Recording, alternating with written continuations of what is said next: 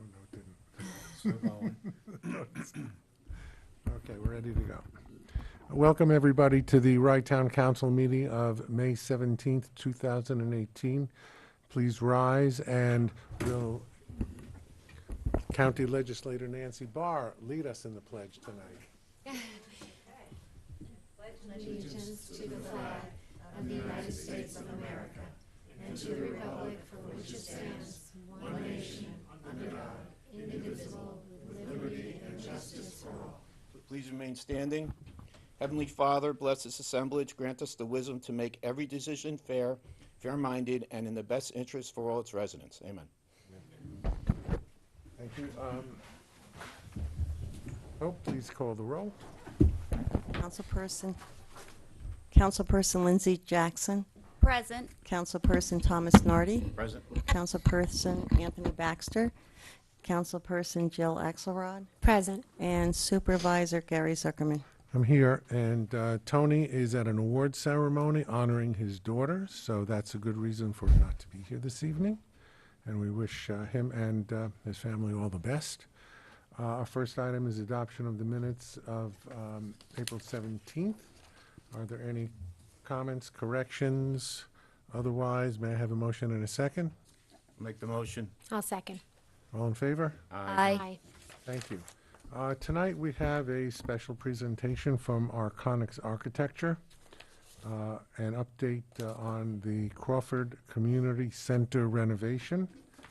And we also, following that, Denisha Williams. Now, before I go on, I'd just like to recognize Mayor Rosenberg of Rybrook in the audience, as well as our County Legislator, Nancy Barr. Thank you both for coming. Much appreciated.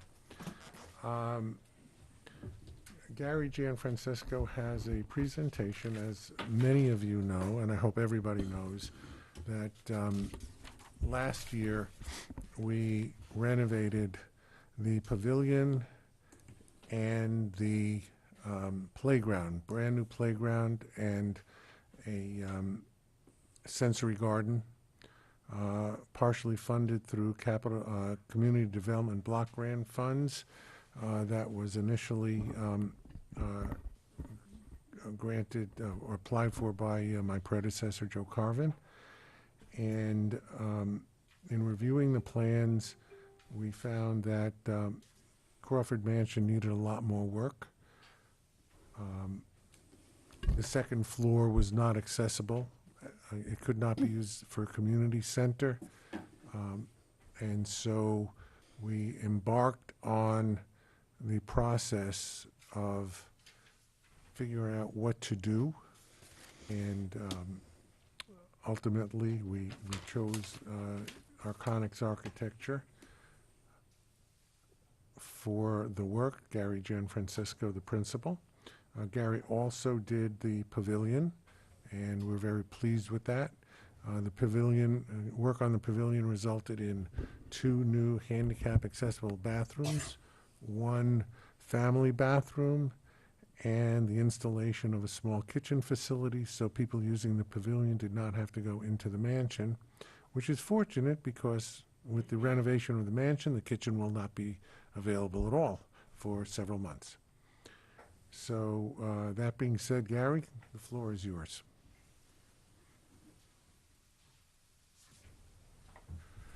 Good evening, Mr. Chairman, Mr. Supervisor, members of the board. Gary Gianfrancesco from Arconics Architecture, PC. We have the architects and planners who've been working on the Crawford Mansion renovation alteration over the course of the last 2 years. A significant amount of analysis went into figuring out what needed to be done to create a place of public assembly, which a community center is, and to also be able to utilize the inaccessible second floor, as you have stated, Mr. Supervisor.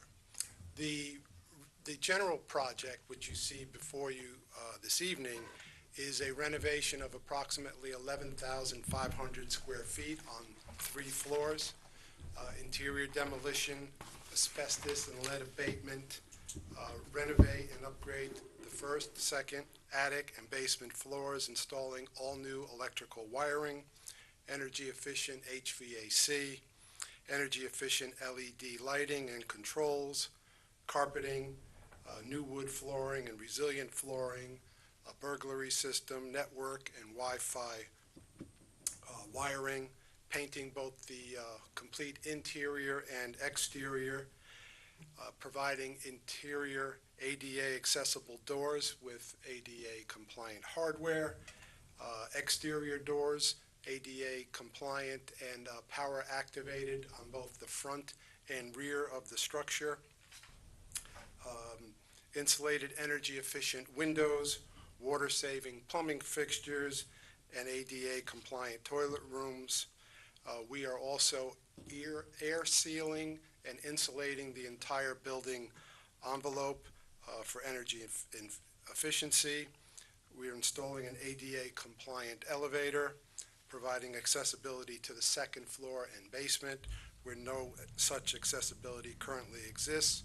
We are installing a second means of egress from the second floor so that that upper floor now can be compliant with egress requirements. We have an emergency wheelchair exit device installed in that stair. We're installing sprinklers and smoke and fire alarm system throughout the entire structure. One of the main goals of the work that was being done was to maintain the exterior aesthetic of the building to the maximum extent practicable. And what you see here is the view from the new handicap accessible entrance, which comes into the side of the building. We have reconstructed what old photographs had revealed was a pergola on that brick terrace, and we've made that our main entrance from the handicap accessible parking, which comes from the right.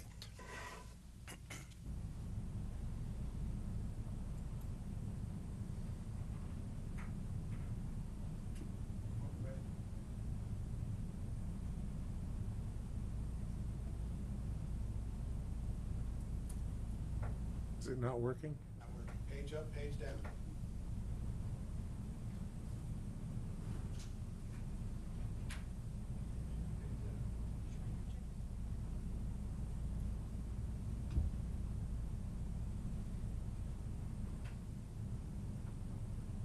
No? Which you had? Okay. So this is our site plan. You see down towards the bottom of the drawing, this is the end of the mansion structure. Currently, there are approximately 6 or 7 parking spaces in this first row, which currently exist. We have expanded and improved the parking lot to approximately 30 spaces. We've added 4 handicap spaces, and we've created an ADA route to the ramp, which currently exists. This ramp had been installed under the previous work done to renovate the park and to create the sensory park. So we kind of leveraged ourselves off of that ramp with these improvements. We've added 2 electric car charging spaces to the left in this first row, and we have, as you... Let me just interrupt you 1 second, Gary. We received a state grant, a zero emission vehicle grant, to pay for most of the charging station. So, which is a relevant topic as we move forward in time. As you continue on the road and you go around the pavilion, as you all know it, directly in front of you are the recreational fields.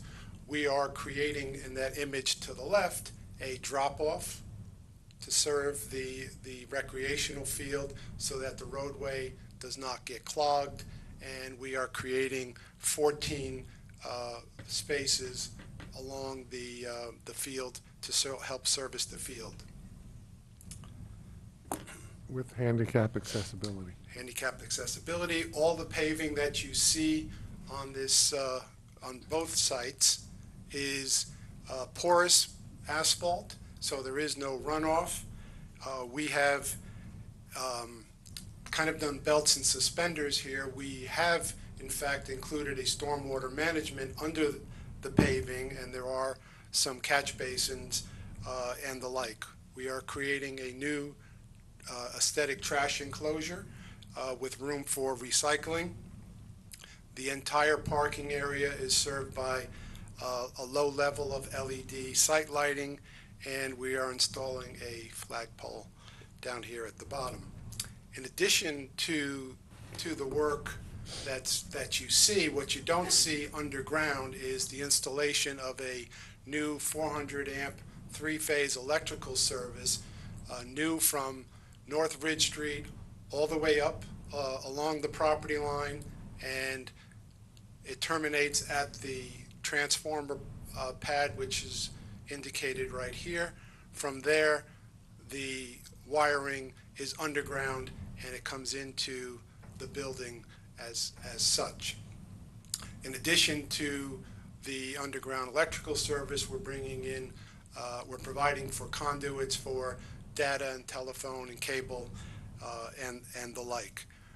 In conjunction with the new underground electrical service, we are removing all of the overhead wiring from North Ridge all the way into the building, and those poles and overhead wires will be removed as a part of this work. The other utility upgrade that we are performing, again underground, is to bring in a sprinkler service into the building so that we can sprinkle the entire facility and bring it into compliance as an assembly structure. And in conjunction with bringing in the sprinkler service, we have brought in a new domestic service and backflow devices which are required. The last, I'm coming to the end on this slide, but in this area here, we have our HVAC compressors and an emergency generator to service the building. We are able to carry the vast majority of the electrical loads in the event of an outage. And then I want to bring you back to... Let's interrupt one thing, because with the generator, we'll be able to use this structure as an additional warming center for the residents of the town. I believe we have several, right, Paul? Basilipo is one, but in case of an incident, this will be able to be an additional warming center. And I just want to bring you back to the handicap accessible ramp which currently exists, and the next slide will. So that ramp that I was just showing you is this ramp, and this is our main handicap accessible route from the parking area. You're looking at the end of the pergola, which is the white wood structure casting the shadow on the building. And as you continue on that brick patio, which currently exists, we are reconstructing and refurbishing the brickwork. Beyond that, in this area here is our handicap accessible door. That is a power activated door. You push the button and you immediately have access into the structure. To the right here is the back of house, probably the most visible elevation everybody is familiar with. And in this instance, this is the existing roof structure. This is an alteration of the existing structure, but now that covers the door into the kitchen as well as the direct means of egress from the fire stair above.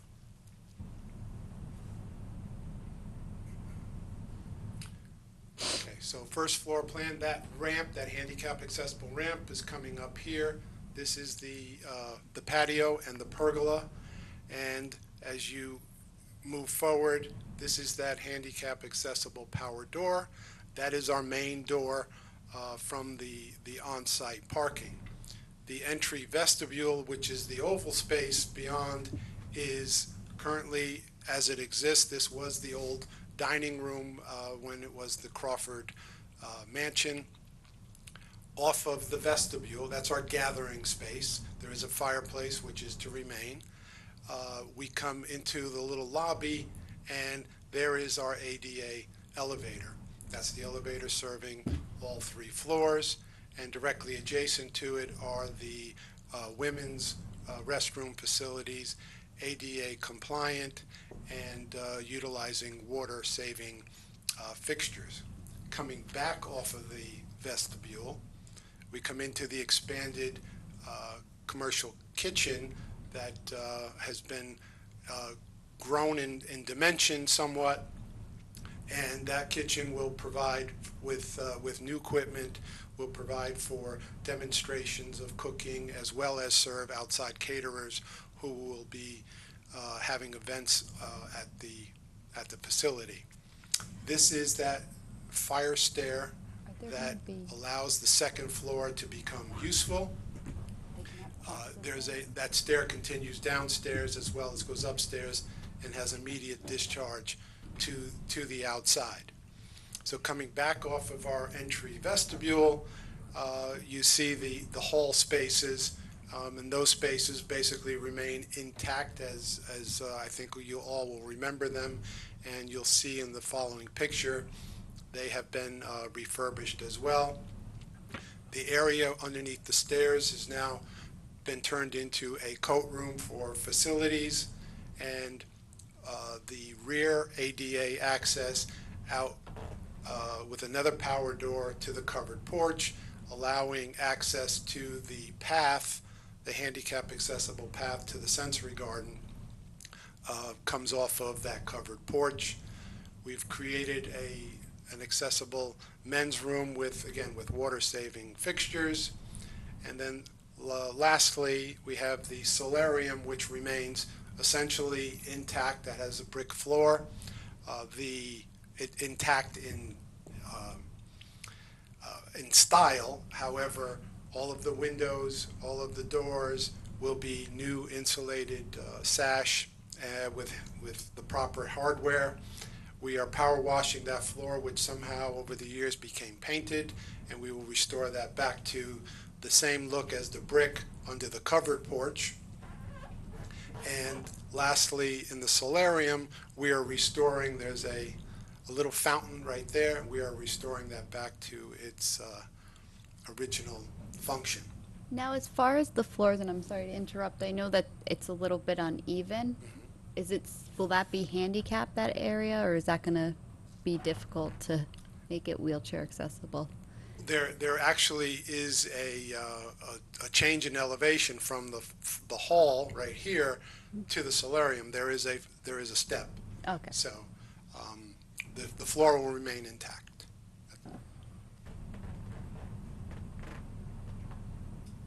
So this is the refurbished 2 hall spaces. To the right is that oval entry vestibule. What you see here is a completely new wood chestnut floor.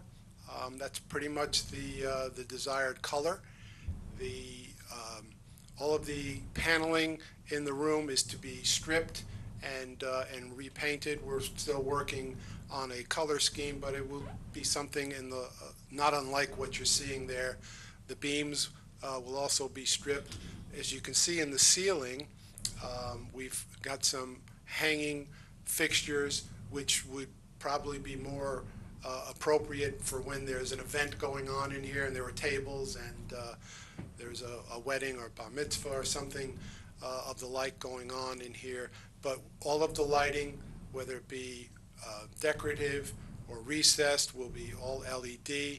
They'll be centrally controlled with energy efficient controls.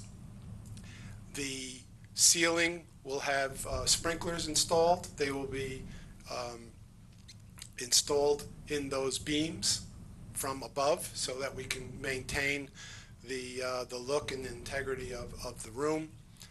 As you continue to the right, this is the rear hallway to the men's room and out to the back, and this is the solarium doors in the closed position. Gary, explain why, when we were talking about this, the original thought was to strip all the paint off the wood and restore the natural wood. Explain why we. So on further examination, we were able to determine that the nature of that wood was not a species that is worthy and capable of taking stain very well. There's no grain, there's no figure. It's basically simple pine paneling. So the thought was that we could better create a mood in this room by using paint and on the walls and offsetting that with a wood that has a little more integrity and characteristics on the floor. So we did take a good look at it, and we are maintaining that wood on the stairs where it currently exists. We're going to restain it, and then our goal is really to put a decorative runner and cover the vast majority of that stair all the way up.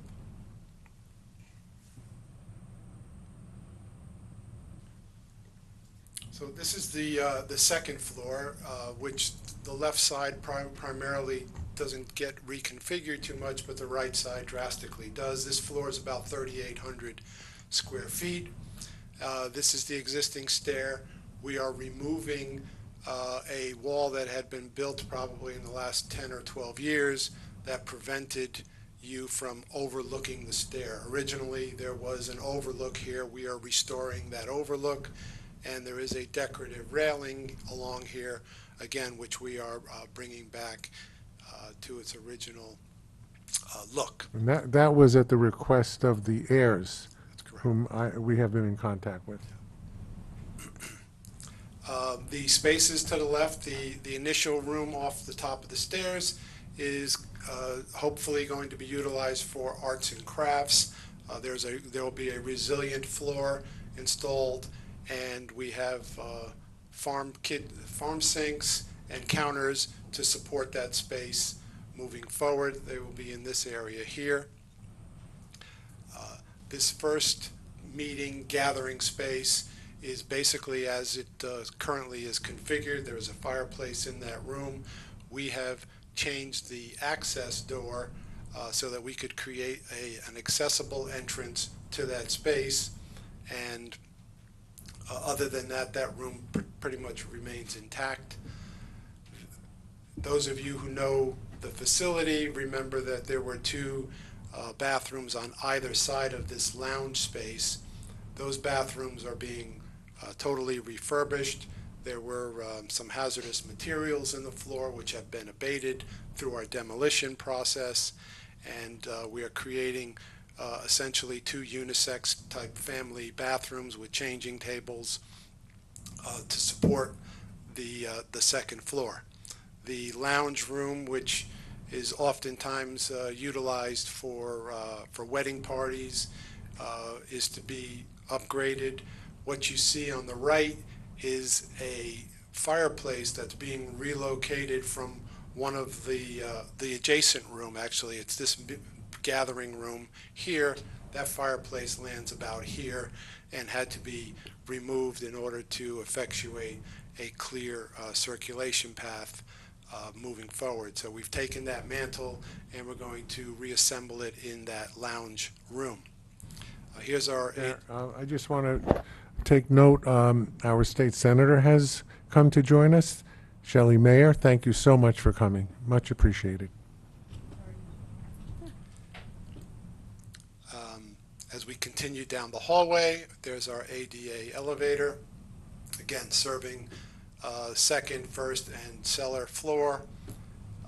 We have a small office / storage space, a video room to record meetings or gatherings in this large meeting room. This is a totally new space.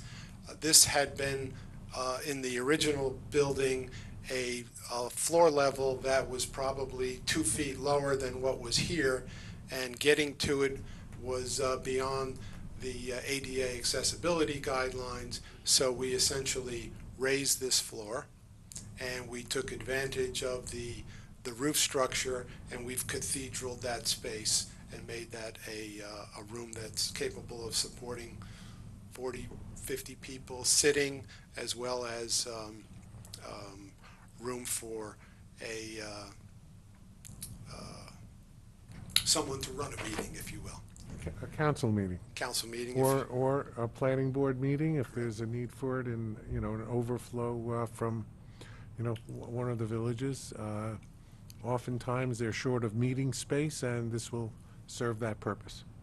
So that space has double doors on it, so that if there is an overflow of people, they can grow out into the hallway, and we are providing video of the large meeting room in the adjacent room. Still allowing that space to remain a separate use, not solely dedicated, but by video. It's an extension of that larger room. And what you see at the top of the drawing is that infamous three-level fire stair, which is our second means of egress. Between the fire stair and the elevator, we have now made that second floor usable for egress as well as ADA accessibility.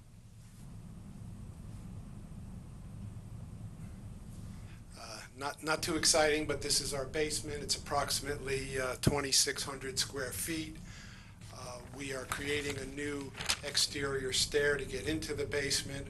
All of our new utilities are coming into this space, and that'll have our electrical panels and our boilers. We are making all of this space conditioned space. In other words, it'll be heated and cooled. We are going through great pains to waterproof the exterior wall. We're creating perimeter drains under the floor, and we are restructuring some of the floor to take on assembly type loads, which are required for a building like this.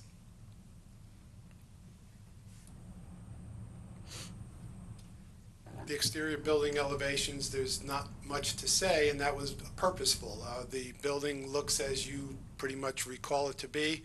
All of the windows and doors are being replaced with energy efficient, in like kind types of units. The exterior trim is to remain. We are doing replacement inserts. These are prime window inserts so that we don't have to disturb the exterior of the building. The entire exterior of the building envelope will be insulated and air sealed, and in spaces where we are not removing the interior walls, like these areas, we will be removing pieces of the exterior clapboard, shooting in foam, put the board back, come up to the next level, shoot in foam, so that we have now created a sealed structure. Where we are removing interior walls, we will do that same process, but from the interior.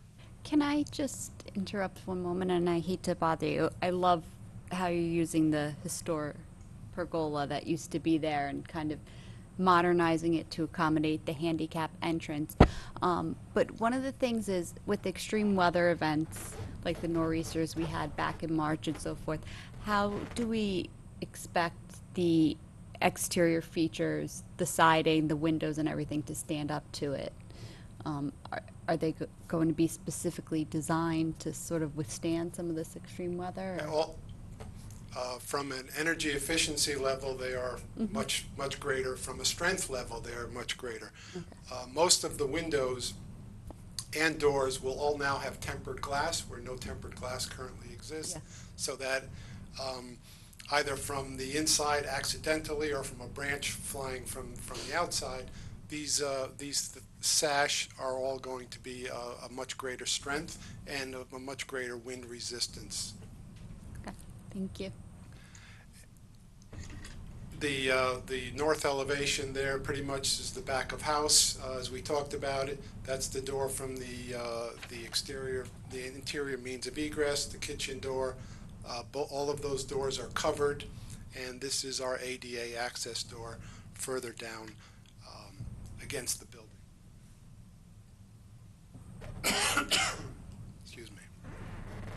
rear elevation pretty much intact.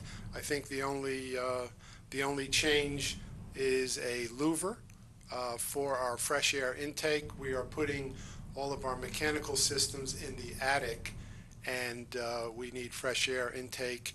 That whole attic area will be conditioned space. It'll be fully insulated along the rafters and keep our equipment more efficiently operating, because they are in a space which is confined and thermal. South elevation, this is the solarium. There really is no physical change to that, other than the in like kind change of all the windows and doors. I just want to say one thing, Gary. We've made reference to the exterior and the fact that there are virtually no changes. The grant of gift from the Crawford family to the town specified that we cannot change the outside of the building. That and in effect, the only change that we're making from what exists today is the restoration of the pergola. The rest remains exactly the same, and that's pursuant to the gift. In other words, basically, what would happen is if this building somehow were to allow to fall down, we could not rebuild it. That's in the bequest. So we have to maintain this, or else. So along those same lines, on the rear of the building, I pointed out to you, the stair runs down the whole back third of the building. There are currently windows which will fall in that stair, and they're being maintained, and they will provide for an annealed type of glass, so that you really can't see clearly into the space, but all of the window openings will ultimately be maintained. That's my presentation, Mr. Supervisor. Thank you. Much appreciated. Comments from the council? Anybody? Joe? I think it's absolutely fantastic. It's really, we're protecting an asset, and we're also, in a sense, gaining an asset, because now we can use the second floor. I think that's something that the town will really benefit from moving forward. Yeah, I mean, one of the things that we did before this all started was we brought in a lot of the not-for-profit groups who might want to use the space. We also brought in representatives from the less abled community to discuss what provisions we should have, and they made some suggestions, such as the emergency chair to access the emergency stairway and such things. So this has been a kind of a community effort, and we're very hopeful, especially that children will be using this for arts, for dance, for cooking classes, things like that. It's for the community. That's why we're calling it a community center. Anybody else? Maybe some adults who need cooking class, not myself. Yes. Well, adults too, but I have a question, Gary. Is the lighting going up for the arts downstairs like we had discussed, or is that? Because you didn't mention it in the presentation. I was just curious if that got 86'd or not. No, it's still in. Cool. Okay. Also, the underground electricity feed that you had mentioned, is that going to be something that once we do, the community can kind of build upon and branch out in the area? Sort of or that's just our own separate? It's a dedicated service for the facility. Actually, that service will support the pavilion moving forward as well. But it's a single service, it's single property, and there's no other way we can leverage that. you know, one of the striking features that nobody will see, as Gary mentioned it kind of skipped over it, is placing all the electric service underground. We've had trees fall in the park. Obviously, it's a park, it has trees, and trees fall. And we've had the electricity get knocked out, and this won't happen anymore because all the service will be underground. And all of that work, basically, that's already been completed. The things that have been completed so far are the abatement, the lead and asbestos. The demolition is completed. It's underway, Gary. It's underway. The electric and the water systems have been installed. So the future schedule is the bids are out, and because this is a municipal endeavor, we are subject to having separate general contracts. So we have a general contractor, electrical contractor, plumbing contractor, and an HVAC contractor. And well, a fire alarm system. That's a suppression. much smaller one, but yes. So we're doing all of those, and unfortunately, that's what the Wicks law calls for, and it does increase the price, unfortunately, from what a private owner would do. But that's what we're bound to. All of those contracts have been bid. There have been walkthroughs of the building by prospective contractors, and the bids are due in on June the 7th, correct, Gary? June the 7th. And at that time, hopefully at the June meeting, we'll be able to let one or more of the bids for the actual construction to begin. So, Jill, anything? I just wanted to say, I mean, I'm so excited and I'm so lucky to be up here and be a part of this. Gary, you've really spearheaded it, and Tom, you've worked so incredibly hard and lent your expertise as a plumber and someone who knows about the different mechanical systems and what goes on there, which I have no clue about. So thank you guys both. And I know, like I said, we have Legislator Barr here and Senator Mayer here.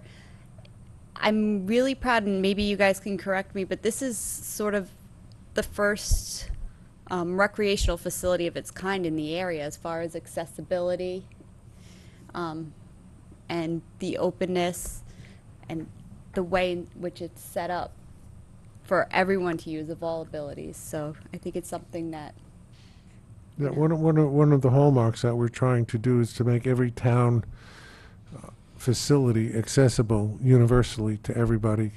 The town, and also we're working on Rye Town Park as well to make that fully accessible. We have plans there. That now is not the meeting for that. The commission is meeting is for that. But all public facilities, in my view, should be open to all people of all abilities, and that's what we're striving for. it's just fantastic how, you know, you can make something handicap accessible, but then still keep the historical feature and look of the building. Let me just also say that Gary did not work in a vacuum. We had construction meetings every week on Thursday morning, attended by Gary, myself, Debbie, Tommy mostly. Once in a while, some of the other council people wandered in. Our town attorney came in. We had Gary's assistant was there most of the time, Steve. We had other people.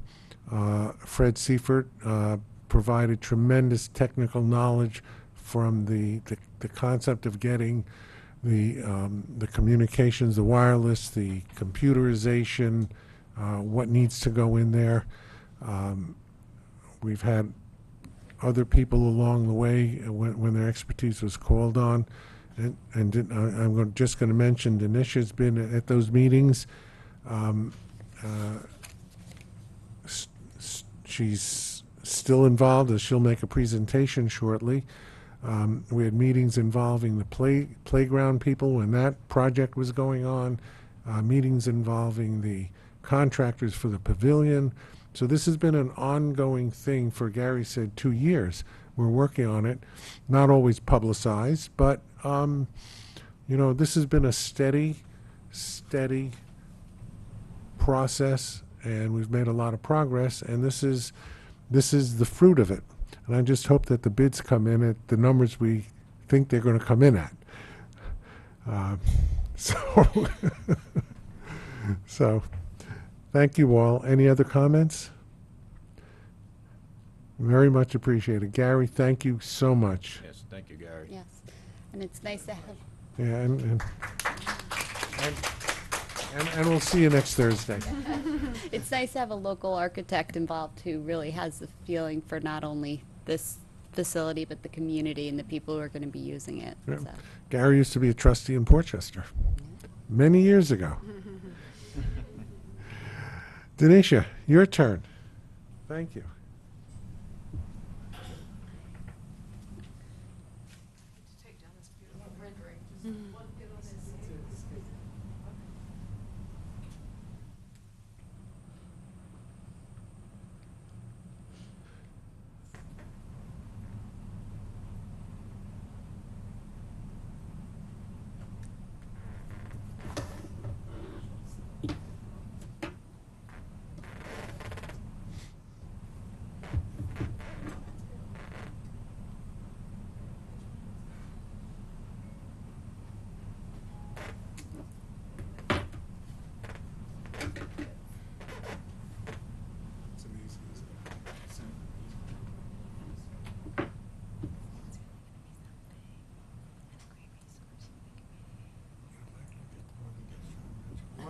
While we're waiting for that, I should mention that a lot of the nexus for the renovation, the total renovation, comes from some of the prior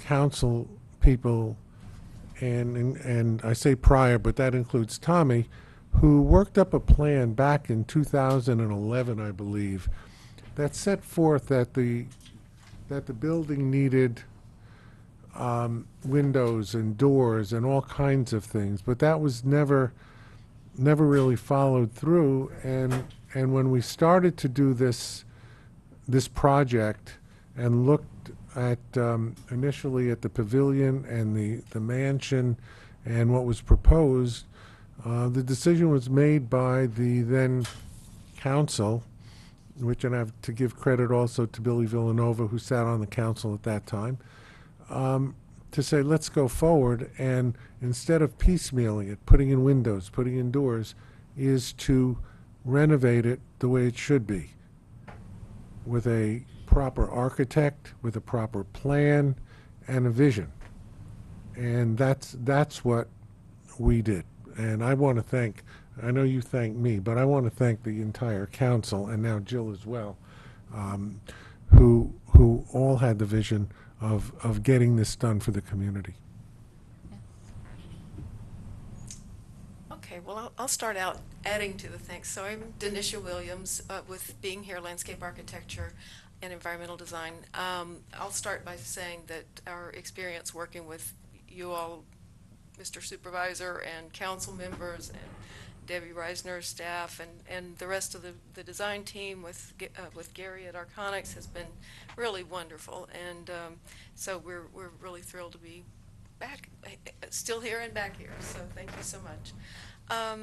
So tonight I would like to give you kind of an update report on the site aspects of the project that are in addition to the portions that Arconics is working on, and we have, as has already been explained, been working very much hand in hand together.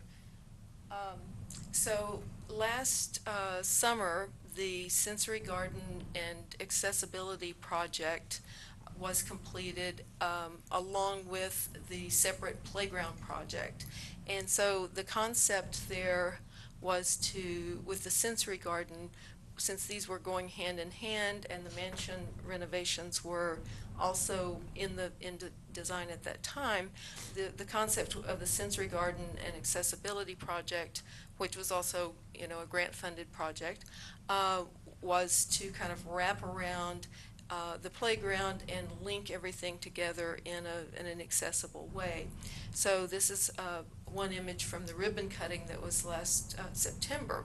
So in this image you see the new drinking fountain to the right, which is part of the sensory garden planters and seat walls in the foreground, and then the playground just beyond. So that's kind of to give context, also to say that we're really pleased that last month you all chose to approve the extension of the work, additional services for putting in new or designing new signage for Crawford Park. It really is such a wonderful facility, and you all do such a superb job of taking care of it. It is hard to find. Just, you know, if you're not already local, it's very easy to miss as you're going along on Ridge Street, the entrance, and also as it was recognized that signage within the park could use some improvements in terms of clarity, updating, and just coordination of a more unified signage system. And so next month we anticipate coming back and talking to you about the signage portions of the project as well. Also, since the demolition and abatement project, as Gary just explained, is underway, and we understand soon to be that part soon to be completed, we'll be able to get in and start assessing the foundation plantings and determining what warrants keeping at this point and what might need to be replanted, what areas might need to be replanted. So, and Arconics already had such a spectacular rendering with the front of the building. We may have to just go with that design, but anyway, so that's where we are on those two additional services that are coming up. So since the sensory garden and accessibility portion of the project has been in use for a few months, it's a good time to assess where we are in terms of kind of a post-occupancy evaluation and look at what is working, which pleased to say I think we feel like we're getting really great feedback that most of it is working extremely well.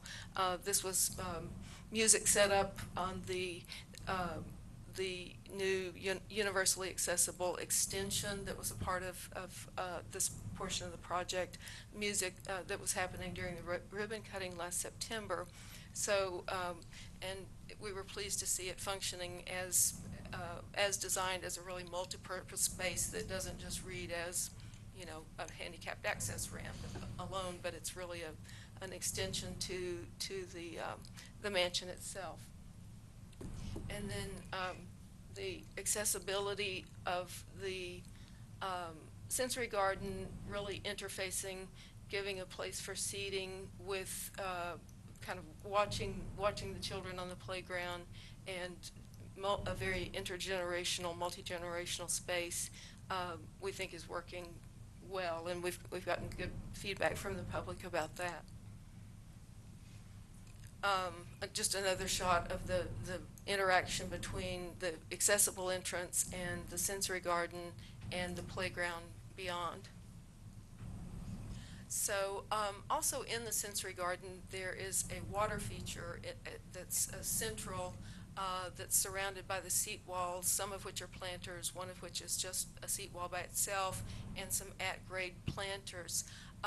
So the water feature, which was really a communal project, so Councilmember Nardi really plumbed this thing personally, and you know, as a donation to the town, and it's a labor of love.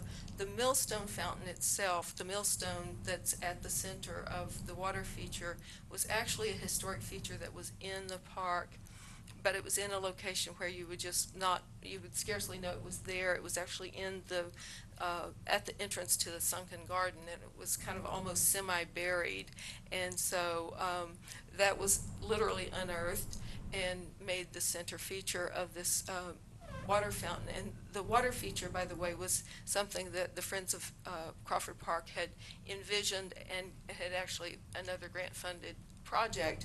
The sensory garden was intended to have a water feature. So, excuse me, we have this is the central feature. This is how it looked on the day of the ribbon cutting. And another view of it looking back up at the mansion. One thing that we didn't quite anticipate was that some of the youngest users of the park have taken it upon themselves to use it in some ways that weren't quite expected, so to say the least. And so one thing we would like to get your direction on is some kind of tweaks that we feel like we need to make to the water feature itself to hopefully restore it to more of its original intent. So the issues that we have noticed and we've had feedback about that we need to address together are kind of summarized in this chart. One is that the kids, and we're mainly talking about toddlers, like 2 to maybe 6-year-olds, all ages, but you know, kids who are pre-reading oftentimes. So they've decided it's a great climbing feature, but it's not really intended as a climbing feature. It doesn't have safety surface and so on and so forth. They love, one thing that we really didn't expect is attempts to drink out of it, and that's one of the main concerns. And then moving and or throwing in the rocks and distributing them around the playground on a kind of nightly basis from what we understand from maintenance people. So because of that, we are proposing, we've kind of thought long and hard about what could be potential solutions to this. And when we were in the design phase, I think the committee felt that we wanted to try to do this without a railing if at all possible. So we went with that approach. However, at this point, we are feeling like a nice but sturdy railing with no sharp edges, obviously, and nothing that could be used as kind of climbable rungs like a ladder is what we would recommend, along with signage, something to the effect of saying, enjoy looking and listening, but it's not for climbing or drinking. We do have a beautiful new water drinking fountain, a mere 30 feet away, complete with bottle filler, by the way. So we are recommending that you all consider putting in a railing. So and also that we need to go in and adhere the stones, maybe with smaller stones that are to keep them from being loose objects in there. This is actually a rendering, looks just like the ribbon cutting, right? But you'll see that we've added in Photoshop a feature, a little low hoop rail railing. It's a little taller than a lot of the hoop rails that you might see, for example, around a tree pit, but it's a very classic style that's used in a lot of locations. One of the advantages of it is it does not have any horizontal elements, and it's a really sturdy type of assembly. This is a lower profile example of it used. For example, this happens to be Battery Park City, but it's used in many places in the U.S. and also I think it's originally of English origin. We've also looked at different custom design concepts that could be entertained that are a little bit more they're custom, so they would be unique to the park. So something like this is a possibility, especially like the top one where there are no horizontal elements introduced in that example. I'm sure you're going to want to know, well, okay, so what does, this cost if we go this way? For one thing, we want to just make clear that we want to get this resolved and work with you, and we're perfectly willing to donate our design services to get something designed and in here. We've priced out, because of the radius, it having to go around the circle, anything we do is going to be a custom design. So one option would be to go with the kind of classic hoop rail, would be somewhere in the 11 to 12,000 range. Much of that is because of the prevailing wage labor rates. It's like about 5,000 of that is fabrication, but the rest of it is installation. There might be a possibility of cutting down some of that if, for example, if volunteers could paint it, some of that is finishing costs, but that's just, what we've been quoted as sample rates. Excuse me one second, they're not powder coated? No, it wouldn't be powder coated. They come out raw? Pardon? They're raw iron? They're not powder coated at all? Generally, right. They just got a primer base on it? Right, yeah. Generally, I mean, that's the way most of them are done in the tree pits. So they would need to be maintained every Yeah. year at least. Yeah, something like Presumably. that does need to be repainted. See, Yeah. my problem is having volunteers paint it is because it might get sloppy.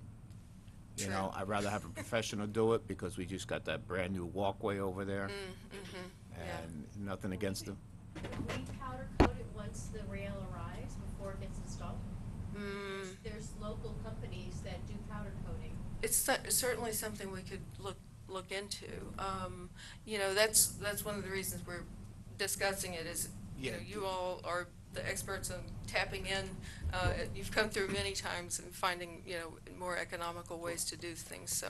The reason is because the powder coating is going to outlast the regular paint, even if you use a high-quality Rust-Oleum paint. The powder coating, it's baked on, so it's not going to chip.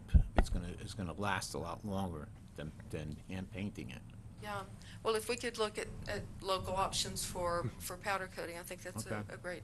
We may even have local options for fabricating it. Okay. Nancy, you had something? Yeah, I just wanted to mention on the. Do you want to use the mic, please? Yeah. Thanks.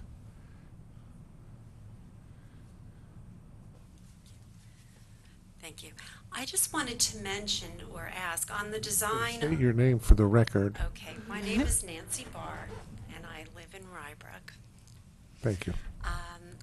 The design of the railing, I think it would be important that a child can't stick their head between the bars. That's a good point. So in the first option you showed, that wasn't a custom design. I wasn't sure if that, that looked like something a child could stick their head through and then get stuck, and then you have another issue. Just wanted to mention. So, yes, that's an excellent point, is that since it is fairly close to the playground, it needs to adhere to the child safety standards. And so we would make sure that happened, yes. I'm sorry, go ahead. Are there any other options other than just sort of blocking it off? It almost seems very uninviting, that rail, almost like a jail, like it's barred up kind of and inaccessible. One of the nice things about the garden, and I know that the kids make a mess of it, but they're kind of kids, is that it's very inviting, and that's sort of the first thing, and it draws their attention and it makes them interested in the rest of it. And I feel like just with that image, it looked a little less inviting, a little less something a child would run to and want to play with. See, one of the problems we have with that stone is the base that it sits on. That's just a PVC base, and it's designed to support. I mean, you have water underneath it, so the water's tightening everything up. But the problem is that when they go on there and they jump, it's not designed for that sudden impact, that constant impact. That's where the problem lies. That's the main thing. I don't care, the rocks, they throw the rocks, yeah, okay. But it's them climbing on top of it and jumping on it, and that's where the danger is. And it's also a liability issue too. Well, yeah, God forbid, I mean, it doesn't move, but I just don't want a bunch of kids going up there because that's what I'm afraid of. It's gonna crack the pipe. I think it's a decision for us to make as to whether we want access or non-access. Because if you have, I think we can easily craft a barrier that is safe, that the kids can't put their head through, that doesn't have horizontal surfaces, and that will prevent people from going there. But the big question is, do we want that? And I'm not sure of the answer. Certainly, I think we want them not to throw the rocks, because Yeah, that's, aside from the maintenance issue, it's dangerous. I mean, you can hit somebody, you can hit somebody in the eye, and that's not a good thing. I mean, I have my own experience with it because I have grandchildren. I came home one day early last fall, and I'm looking at them, and they were wearing not their own clothes, and I asked why. It's because they were playing at the playground and going through the fountain, and they were soaking wet. So I said, okay, so that's what we have. And the question is, do we want them to have fun playing in the water? Kids love to play in the water in the summertime. Is that something that we want to encourage or to discourage? And I think that's the key. I 100% we have to make sure they can't throw the stones. but you also don't want them jumping on that, because I don't know how, first of all, the company that we got the base from, we had the hardest time getting any answers from them for anything. And I'm just worried because it's not designed, even though they've got baffles inside there to help support, it's not just, it doesn't have just the outer ring, but there's a series of baffles inside to support it. I'm just afraid of these, having the kids going up there and jumping on it, I'm afraid of them cracking it. I'm not worried about the millstone. The millstone's is thick enough where that's not gonna hurt it. I'm worrying about the base. Your concerns is certainly valid, and we need to make a decision about that. And I So think if- one of the concerns is we're investing a lot of money, obviously, in the entire facility, is looking at the durability and the longevity of what we're installing, whether it be the windows or the fountain. That's sort of the centerpiece of this playground. That's the magnet. Well, if I may add to clarify that, certainly the question of access or no access is at the heart of the issue. And what we are here to advise you is that it was never designed to be a play feature.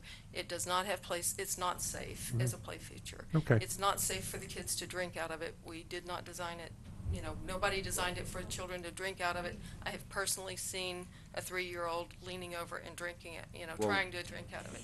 It's, Clean it last year as if it was swimming pool. Yeah, Yes. we do But- put chlorine tablets in there, so that helps, but And it's the really, water's- it's not for No. drinking, but No, we it's try to true. do our best to keep the De- water De- clean. Denisha raises an excellent point. It was not designed as a play feature. It became a play feature. It was not designed as a play feature.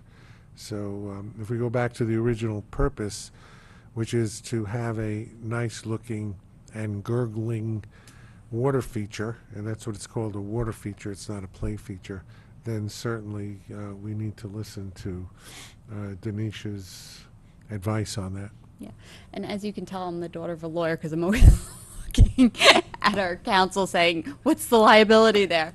But to have a professional and someone who knows and to say it's not safe for kids, I mean, that's sort of, for me, the kind of, let's go back and see what we can do. So our recommendation would be to have, if we want it to stay as a water feature, and I would hate for all of that nice plumbing work to, Councilman Nardi is nodding. If you intend for it to be I'm sorry, not a play feature, but a water feature, for the water to be able to be turned back on, we really recommend a sturdy railing and signage, and that it just can't be as inviting as it apparently is right now. They've really respected the at-grade planting beds. Those have stayed really in good condition, but this has just turned out to be so much of a kid magnet. But is there any way we can do it without the rails, maybe even putting like a little, well, that would be because of the surface, but a rut or even putting beds around it so that they can't walk through Well, there that- is, instead of just the big, well, let me go back, I'll go backwards and forwards a couple of slides. So, you know, it was designed with a little bit of planting Plantings, around yeah. it, and that planting has, you know, just gotten utterly trampled. And it's a sturdy planting, it's not, you know, we discussed, well, could you put a sturdier planting? And I said, well, short of something really thorny, which would not be appropriate, obviously, not really. So. well, I bet you the kids would. Yeah, kids won't go in it then. It'll- No, but that's a whole other set of issues. I don't think It'll we take wanna go- some, you know, nice week rose for the bushes. word to get out Some and. nice rose bushes, there you go. So the planting as a buffer didn't Didn't work. No. unfortunately. But- And, so there's also, you know, another thing that's been discussed is the possibility of just a little post and chain thing. But as we all know, these are not wonderful as design features, and kids will try to swing on that chain, and it's not sturdy enough, and I don't think it's gonna hold up. Or So- go under and over.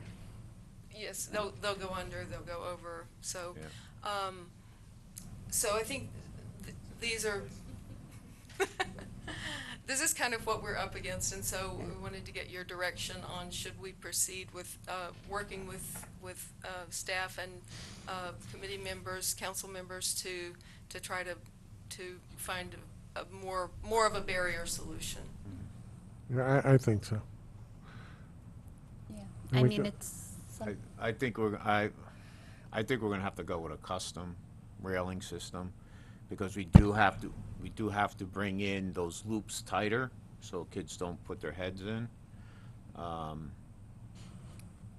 And something that's powder coated, that's gonna last.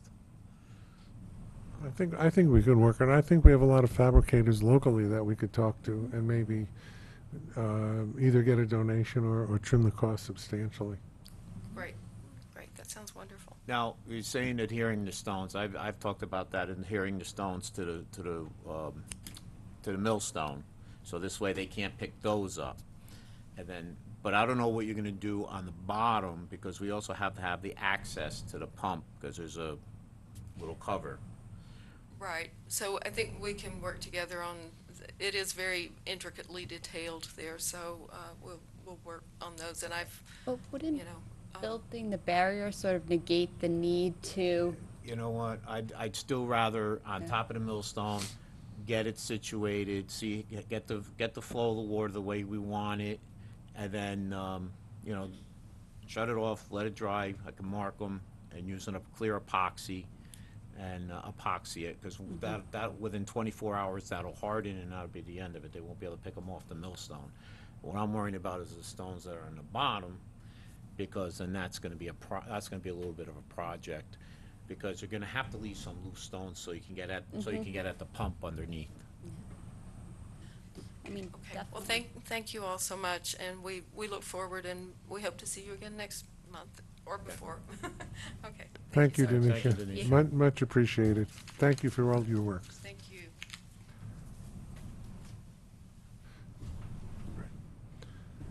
Yes, we can go on to the business part of the agenda. First, comments from members of the public on any non-agenda items?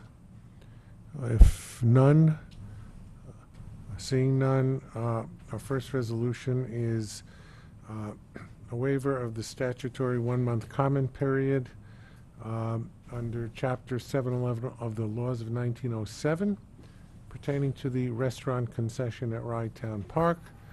By way of background, I think almost everybody knows that the Rye Town Park Commission finally, after months of negotiation, has entered into a concession agreement with a firm known as Three Guys. I believe the new restaurant will be called Barley at the Beach. And the law, as passed by the legislature, requires that the town council of the town of Rye and the city council of the city of Rye receive a copy of the agreement 1 month prior to enactment by the commission. As most of you know who have followed the proceedings, the agreement was negotiated and changed several times.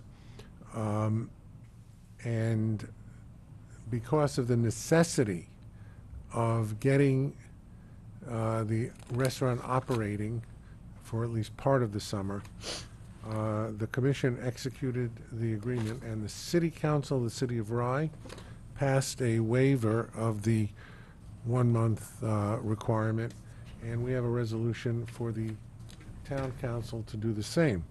Let me just stress that agreement of either council is not required. Comment is not required. What is only required is that they be given the agreement. And I had personally sent out what was virtually the final version several weeks ago, but not quite within the 1 month period.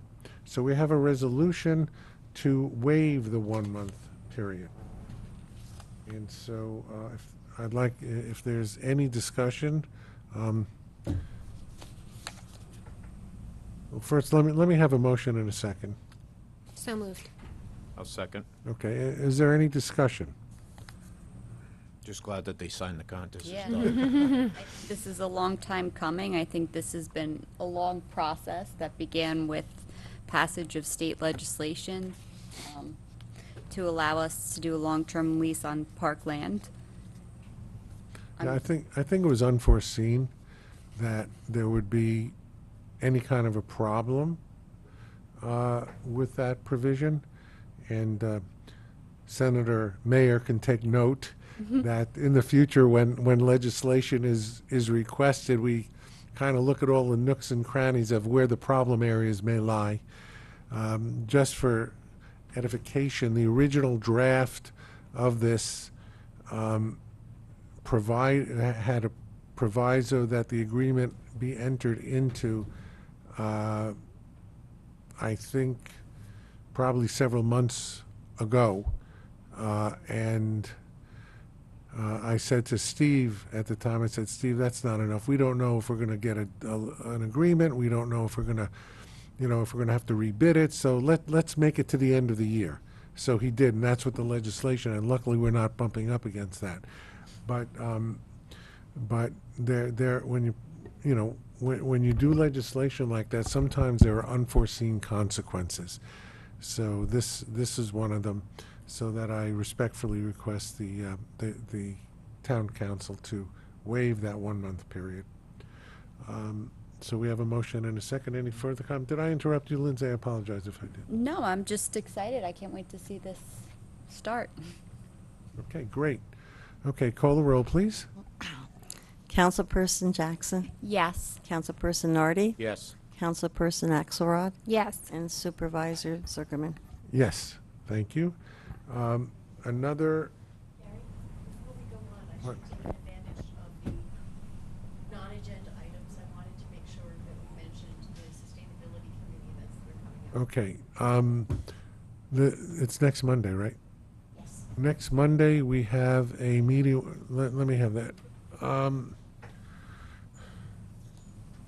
Our Sustainability Committee, jointly, the Town Sustainability Committee, Rye Town, and the Rye City Sustainability Committee are having an event under the Rye Town Park Pavilion called Wiggle Worm Gardening for the Entire Family. It's in June. And that is Saturday, June 16th. Okay, I got the wrong, we have the sustainability meeting next, We have, what's really on your lawn is coming up on Monday. Debbie, why don't you why, you organize this.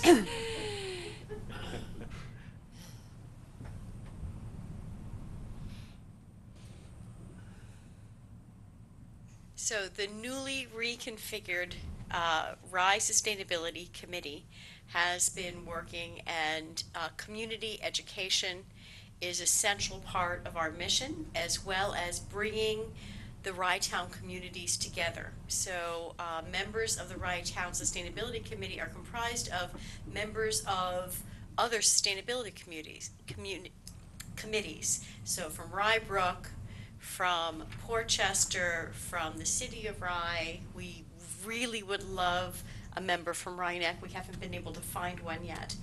And our first event is coming up this Monday evening, and it's called What's Really on Your Lawn? All the And people I the know topic pollute. is that you do everything to keep your family and your pets healthy, but what about your lawn? Could fertilizers and pesticides be harmful to you, your children, and your pets? So come and learn about the alternatives to traditional toxic lawn chemicals to make your lawn healthy and beautiful. Our speakers are, our host is Kevin Gallagher, who is a renowned radio host from WPKN's Digging in the Dirt, and he's also an expert on organic plants and trees and turf care. And he will be introducing Edwina von Gaal, who is landscaper to the stars. She has been featured in Architectural Digest. She has designed properties for Calvin Klein. She has collaborated with Maya Lin. She's really quite something, and she founded the Perfect Earth Project, and she will be coming to give a presentation and tell us all about how to keep our properties beautiful and healthy. So that's Monday, and Right. the That's senior the Monday center. event. Yes, Senior Center in Portchester, 222 Grace Church Street at 7 p.m. And then our next event will be on Saturday, June 16th, right before Rybrook Day, at Rye Town Park under the pavilions. And that will be a wiggle worm gardening for the entire family. So families can sign up together on Eventbrite and come and learn how to plant their own little edible garden, and all about how wonderful earthworms are for composting and making plants healthy. There'll be a big bin with worms in it and a shovel. Just warning you. And parking is free. Actually, no, parking is not free. Parking is $2 with the secret password wiggle worm. So, and also reservations are on Eventbrite. Thank you. You did that so much better than I could have. I'd like to skip, we have a very important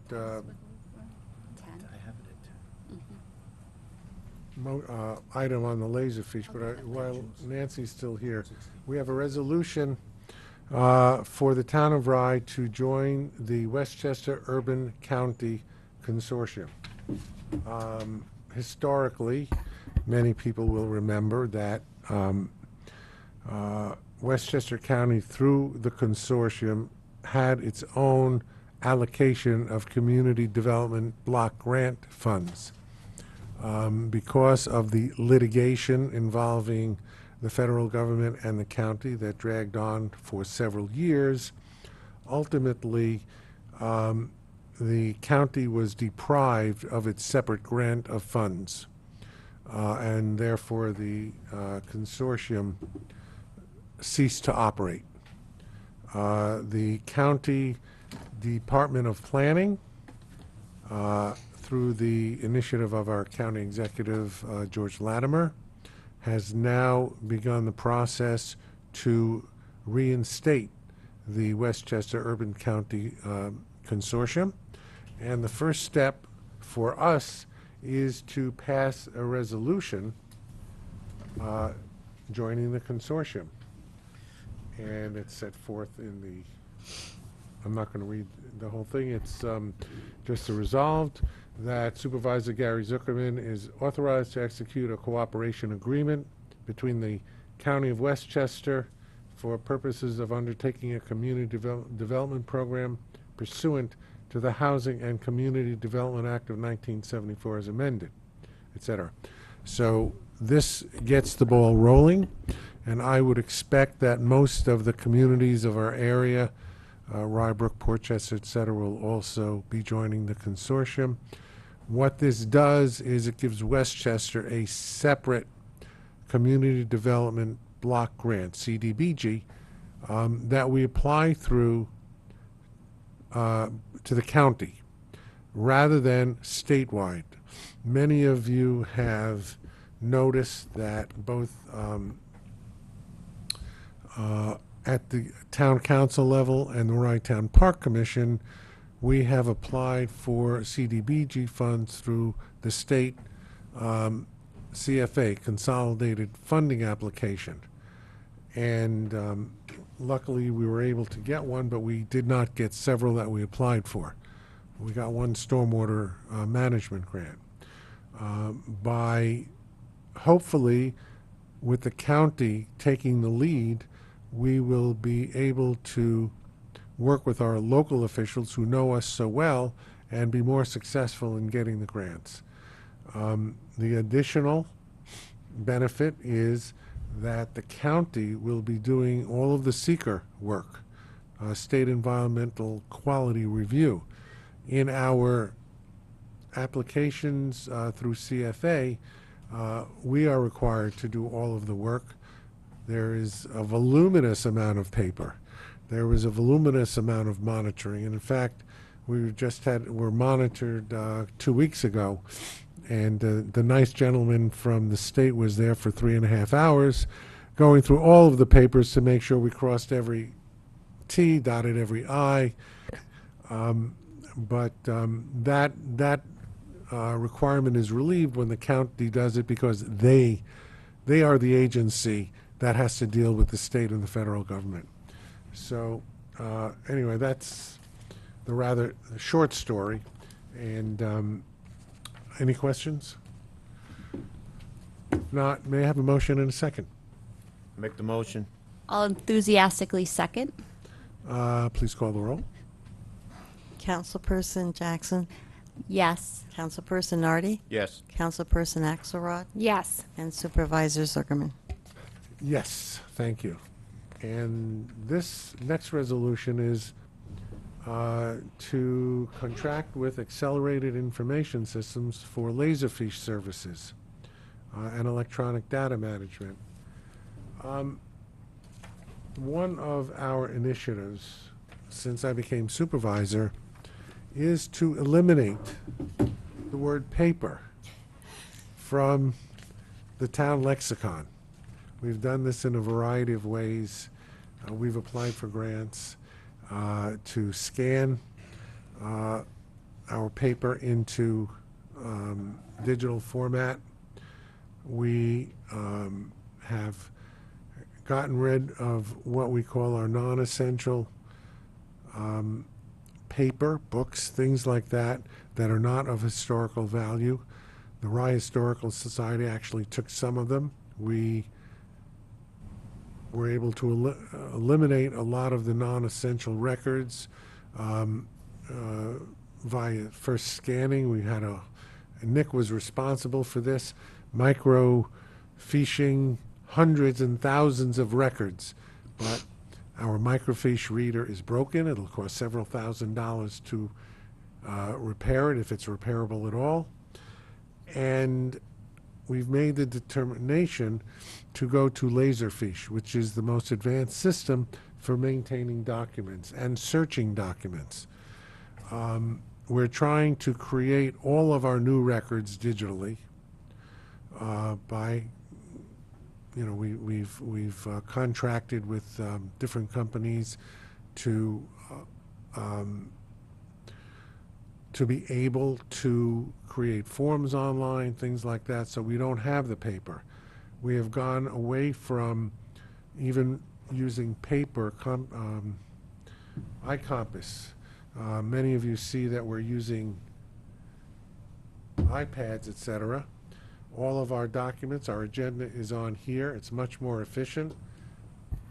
If anybody's wondering what we do up here, we can point to a resolution right on the agenda and it jumps right to it. And it's very, very efficient. And to tell you the truth, I don't know if the state Senate does it. I don't think the legislature doesn't do it, because I was a consultant and I know all of that paper. Yeah. No more paper. Yeah. It's on yours now, yeah. So, I mean, this is... I remember working for the state assembly every spring they had the big, this is aging myself, they had the big cart with the budget. Right, well, right, this is our initiative to eliminate paper.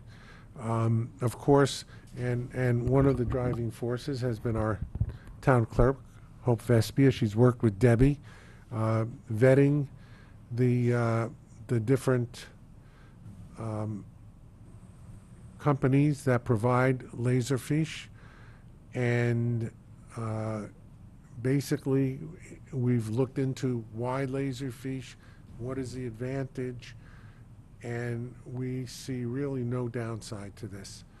It'll enable us, not included in this proposal is the scanning part, but we have companies who are on the state government list to provide scanning services. We also have some of the people in Hope's office have already been scanning.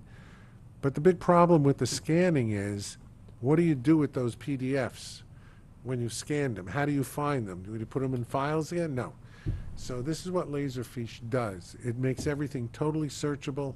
And when Hope needs to look up a record, she'll be able to go to her computer, punch a button or two, and come up with the record, saving time and ultimately saving a lot of money, because it will be less labor intensive to get this done.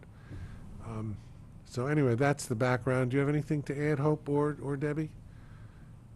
No, I'm particularly excited about accelerated information systems, because we were looking not just for a reseller of Laserfiche, but a real partner to help us identify best practices and to help us identify how to streamline our systems, our thinking about how we're keeping records. And in Accelerated, we have found that partner who's really going to help us engineer, think about the architecture of how we're storing our documents. So it's not just a management system where where Hope understands, certain records have to be kept for a certain amount of time. That can be preset in automatically with the computer system, but to think about how we keep our records, how we, what we call, our naming procedures, and keeping them in a way that they are really searchable and findable and useful. I'm very excited to be partnering with this company. You had a conversation in your due diligence with one, I guess with the fire district. They had a rave review. Is that correct? Yeah, more than one. More than one. I also spoke with people in the New York State Records Office as well, who Yeah, have you- heard really Right. superb things. Right. You spoke to Linda Bull, correct? And what did she say? Our records maven. She highly recommended, right? She had been told there were people from Orange County, people from Putnam County that are using this company and have had extraordinary experiences. No. Right, that's great. I'm sorry to interrupt. Does this include the E-code that would make it available or accessible for people from home? E-code is a single source from General Code, and we have signed that contract. Okay. So E-code will be through General Code, but our Laserfiche will be coming through Accelerated. We'll be purchasing that, and also we've got a public portal for 1 year for free. Oh. We're going to try to negotiate more than 1 year. Yeah. So that's where the public can sort of interface with what documents we have. Exactly. Yeah. My goal with all of this is not only to make it ease of use for the staff to retrieve records and for the staff to create records, also for the public to obtain records. In the best of all possible worlds, to quote Voltaire, there should be no need for a FOIL. Aside from the fact that, we would have to search records, et cetera, it'll make FOILs easier if we do it. But more importantly, every record that's publicly available should be publicly available to the person going onto his or her computer and saying, I want such and such, and it will be there in digital form. so that the staff doesn't even have to wonder about fulfilling a FOIL request. Anything that the public is entitled to get should be available to the public by simply accessing his or her own computer. And that is one of our goals. So with that, may I have a motion and a second? I'll make a motion. I'll second.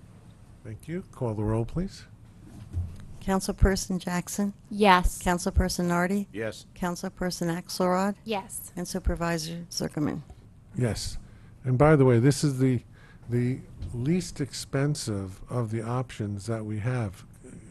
Comparing prices, it is not only seemingly the best system, but seemingly the least expensive system. So we're very happy about that. And that's because it's all in cloud.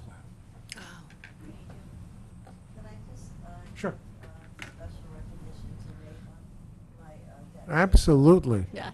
Because she's scanned 24 years of payroll records and indexed them so that we could easily retrieve them.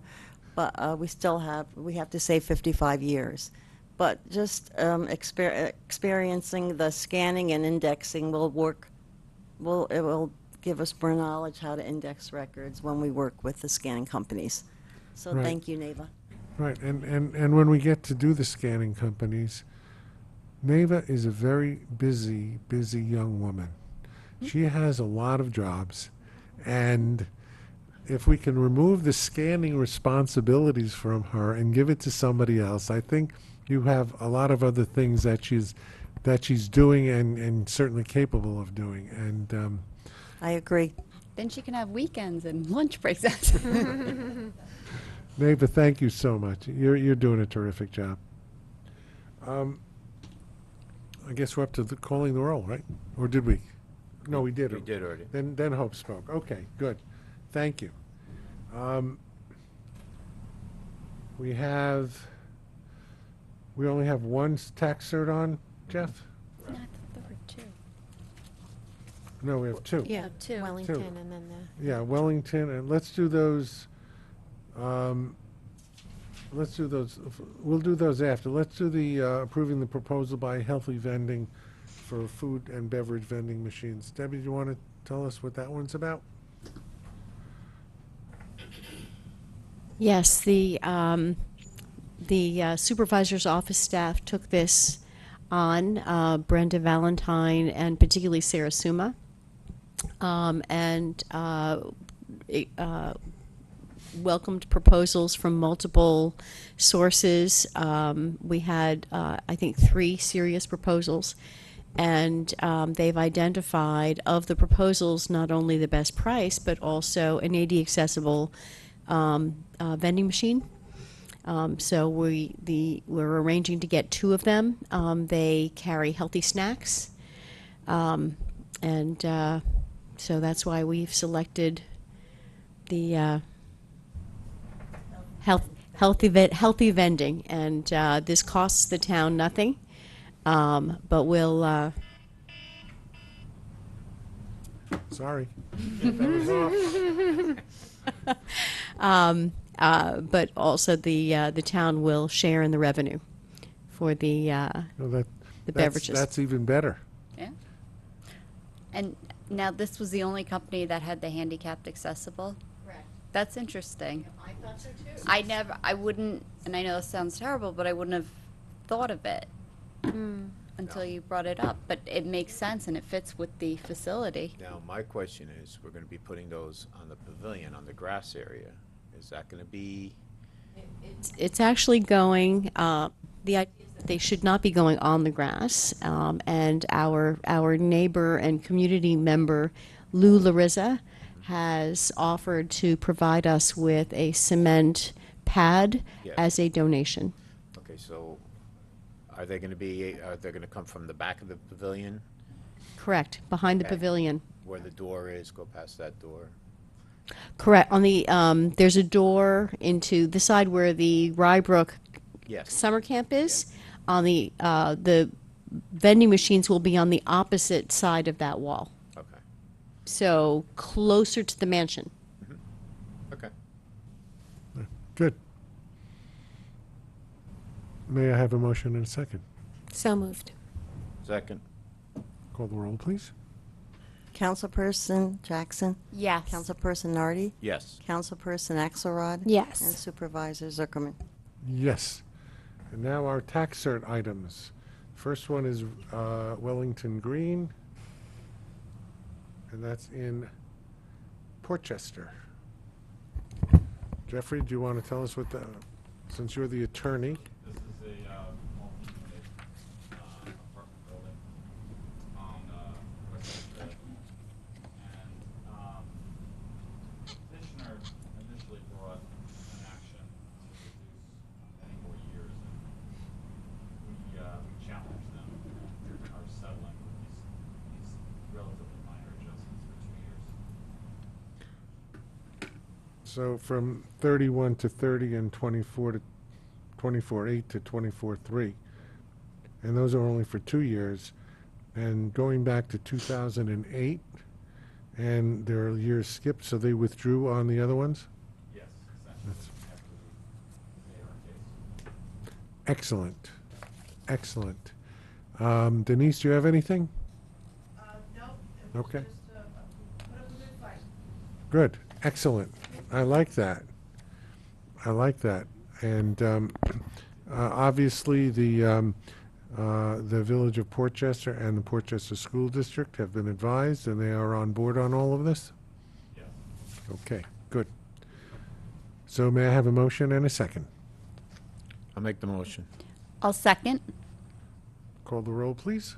Councilperson Jackson, Yes. Councilperson Nardi, Yes. Councilperson Axelrod, and Yes. Supervisor Zuckerman. Yes.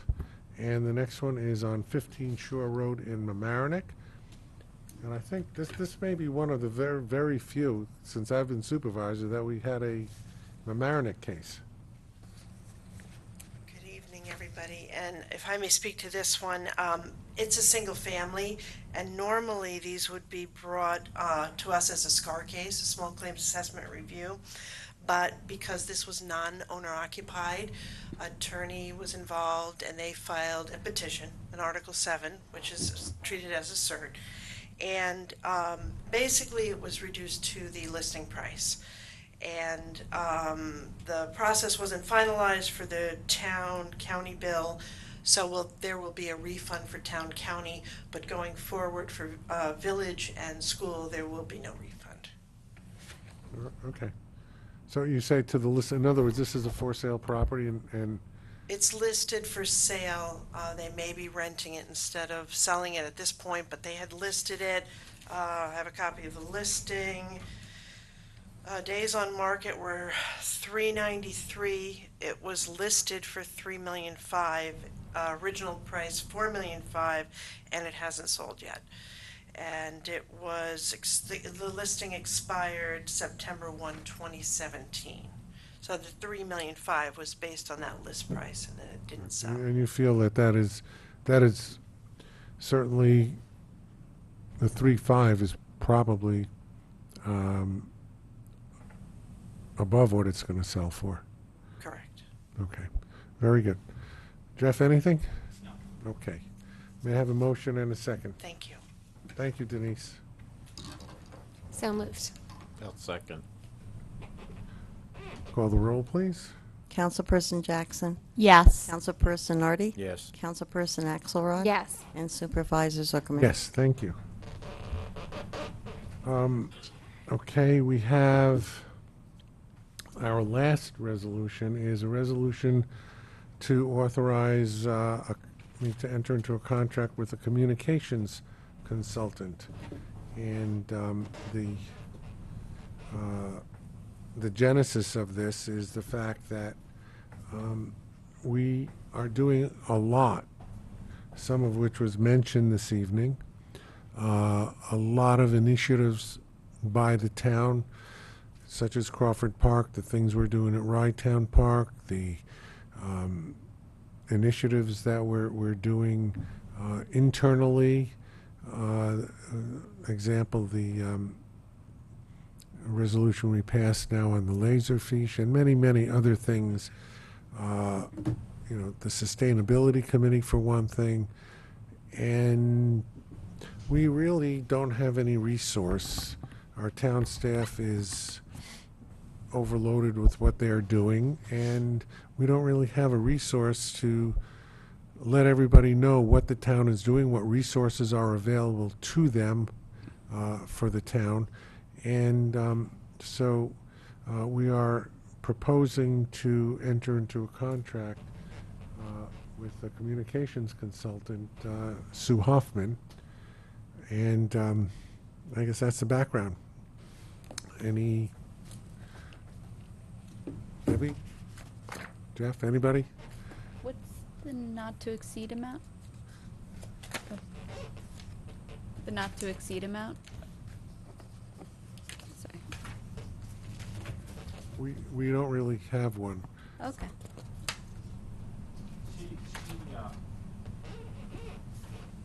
I know that Jeff has worked with her before and comes as I've had his experience with recommend. Sue Hoffman, and she works basically on a project-by-project basis. The first thing she's going to do is take our website and integrate it with other social media platforms. So all of you can communicate with the residents, and all of you can get just credit for all your good works, and there can be sort of a more dynamic relationship with the residents of the town. So she's gonna get the website integrated, and then from there go to special projects like an e-newsletter and various communication assignments that we give her. Perfect. Yeah, and I think that I'm not letting any cat out of the bag because I've discussed it before and it's in the budget. We are going out for a revaluation, and that contract will be signed within a matter of a month or so. And I think the people really need to know what this involves, because when people say reval, everybody gets scared. And we need to have somebody, who has the ability to communicate and let people know exactly what's happening, and to take a lot of the fear out of the process. So I think that this is something that this administration has not had, and I know that prior administrations in fact have. So I think that this is a good step for us. Any further comment? If not, motion in a second. I'll make a motion. I'll second. Call the roll, please. Councilperson, I'm sorry, Councilperson Jackson? Yes. Councilperson Nardi? Yes. Councilperson Axelrod? Yes. And Supervisor Zuckerman? Yes, thank you. And that completes our resolutions. We have reports. Hope you have submitted your reports. Do you have anything to add to that? I'm working backwards, by the way. The Superintendent of Highways John is not here. We have a lot of things happening with the Hillside Avenue Bridge. Debbie or Tommy, do you want to talk about that? We have a meeting coming up? Oh, we just had the meeting yesterday. Oh, we had a meeting yesterday. Yes, we Okay. had a meeting yesterday. Isn't there a public hearing that, Yes, there's a Yeah, public that's what I'm hearing. referring to. It's coming up. scheduled for June, Yeah, I gotta look at my calendar. it's either June 30th or June 20th. No, that's, hold on a second. Gotta give me a second. I got so much stuff in my calendar.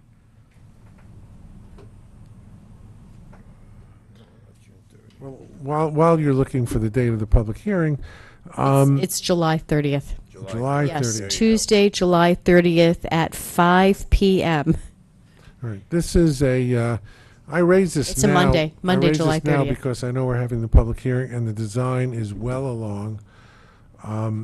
This is a very interesting project, and I raise it here in the town of Rye because the Hillside Avenue Bridge is the responsibility of the town of Rye, the town of Amerenik, and the village of Amerenik.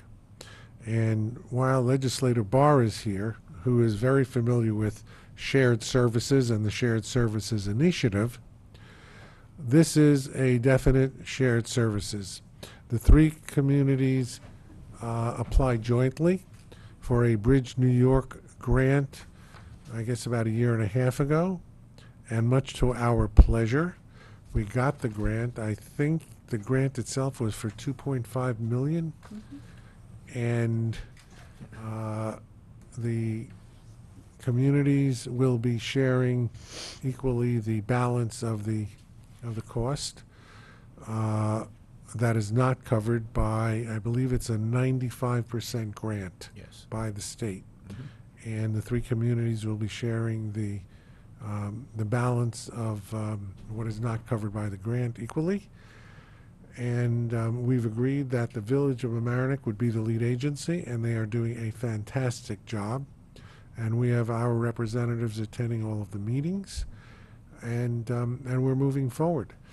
And I'm very hopeful that that construction is going to start very soon, and then we're going to have a new bridge, and then we won't have to worry about the maintenance anymore. So, so anyway, so that's the highway report. The written report is in the file, of course, for anybody to read. Not any changes other than that. Lindsay? Oh, sorry, the Solomon Gedney Cemetery, the wall, I know we had discussed it briefly, and I just wanted to know, as school starts to get out, if there's any plans to start construction once. Yes. Yay. There is a plan. Our engineer, Dolph Rotfeld, is working on drawings, and they're particularly, at the moment, they're focused on finding the right materials to propose. Okay. And once they have a plan that is actually visible, we will be contacting Superintendent Ferraro to sit down and present what it is that we have in mind. And the idea is that we get this done while school is in recess. Yeah, that would For be. those of you watching, the Gedney Cemetery is owned and maintained by the town of Rye, and it's tucked away behind, what's in it? Is that the Bellows School? Yeah, it's Yes. Bellows, Bellows School. which when And- you're a student, it makes it very interesting. You tell ghost Well, stories. The problem with our cemetery, other than the usual maintenance, is we have this wonderful old stone wall that is falling down. It's topped by a wrought iron fence. It is falling down. It's not a high wall. The fence itself, I think the total height is about 6 feet. But the stone part of it, because over the years we had trees planted near the wall, the trees grew and the roots expanded and the wall is falling down. So we had a survey made. I was really hoping that the wall would be on the school side so that it was their responsibility, but it's not. It's our responsibility. So we are going out hopefully to bid fairly soon. We took pictures. We were trying to determine how we were going to replace it. Dolph had some ideas, including pushing the wall back, which was not a good idea. But what we're going to do, most likely, is to rebuild the wall in the same material as the walls around the school, so it matches, not what we have now, topped by the same kind of aluminum fence. I looked at it, I took pictures, and that aluminum fence is just as attractive as the wrought iron fence, and the concrete block wall is just as attractive as our old wall, and I think the cost is about half. Okay. So That's even better. so that's even better. So that's the direction we're going. And in answer to your question, Lindsay, hopefully we'll get it done over the summer. Okay. Okay. Next is I know Nick has filed his tax report, but he sent out an email to us. Nick, do you want to say anything or? Okay. We collected a lot of money though, right? Wasn't it about $10 million? Oh, the county. I don't know what we're going to do about the county. No, but our collections were good. Thank you, Nick. You do a great job. Okay, I think we can adjourn. Our next I'd meeting. like to say one thing before we adjourn. No, wait. We didn't do comments from the council we did. people. No. And I think Denise? Denise. Oh, Denise wants to talk? I thought you were up there. I don't really have any official business to report, other than on June 1st, new assessments come out. So everybody should be looking for their new assessment. And you can go find that on our website by June 2nd. And grievance day is the third Tuesday in June, which I don't have a calendar handy and I'm a little tired. I think it's the 19th. It's the same day as your next town board meeting, so I will not be here. That is the 19th. Okay, good. And so if people want to grieve their assessment, they should come to the Portchester Village Hall, first floor conference room. The hours haven't been officially set, but usually the bar meets 2 to 4 and 6 to 8 on Tuesday, the 19th. Any questions? No. And the reval, we're undertaking bids for the reval. It's very exciting, and I'm looking forward to it. It's not the first time everybody's had their property revaled, so it should go pretty smoothly, I think.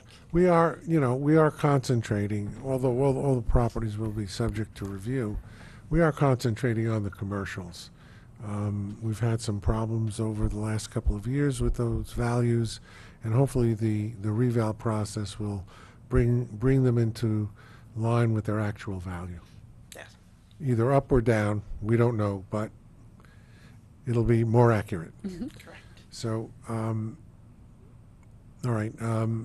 Thank you, Denise. Much appreciated. And Nick, thank you for your report. And comments from council people, if any? I guess I want to congratulate the village of Portchester. Last Monday, they celebrated their 150th birthday, which is very exciting.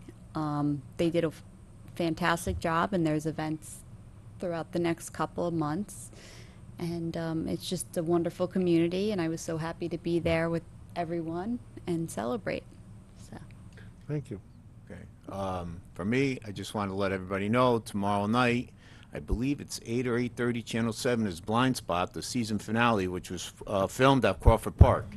It's the one, so got to watch it and see how it is. Is that, I thought it was tonight. No, it's tomorrow. It's Friday Tomorrow night. night? Yeah. Friday night? Okay, Friday night, good. Channel I 7. have it in my calendar, I just too. can remember if it's 8 or 8:30. I can't remember. But I Let me know. see. It was fun meeting the crew. We met a couple of the people there, a couple of the actors and actresses, so it was a fun time. Yes. Thinking of a career change? I did ask if they needed extras. You know. Right, we all did, we all did. My mom's a huge fan of the show, so I spent the day trying to keep her away from the park. I have it, by the way, I have it down at 8 p.m. 8 p.m., okay. So those of you watching can turn in or can record. Jill, anything?